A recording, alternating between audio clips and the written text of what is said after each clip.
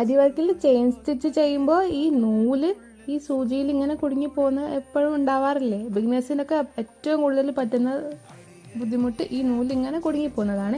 ആ നൂല് കുടുങ്ങാതിരിക്കാൻ വേണ്ടിയിട്ട് ഇതിനൊരു റൊട്ടേഷൻ ഉണ്ട്. ഈ പോകുന്ന ഭാഗത്തേക്ക് എങ്ങോട്ടാണോ സ്റ്റിച്ച് പോകേണ്ടത് ആ ഭാഗത്തേക്ക് നീഡിലിൻ്റെ ഹുക്ക് തിരിച്ച് വെച്ചതിന് ശേഷം ഇങ്ങനെ തിരിച്ചെടുക്കണം. ഇങ്ങനെ റൊട്ടേറ്റ് ചെയ്ത് കൊടുക്കണം. എന്നാലേ നന്നായിട്ട് ഈസി ആയിട്ട് ചെയ്യാനായിട്ട് പറ്റുള്ളൂ. ഇങ്ങനെ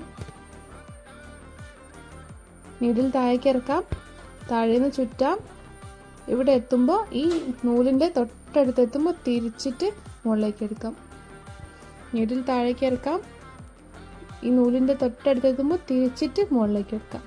ഇങ്ങനെ ചെയ്യുമ്പോൾ സ്പീഡിൽ ചെയ്യാനും പറ്റും. ഈ നൂല് ക്ലോത്തിൻ്റെ ത്രെഡ് ഇതിലിങ്ങനെ കുടുങ്ങുകയില്ല.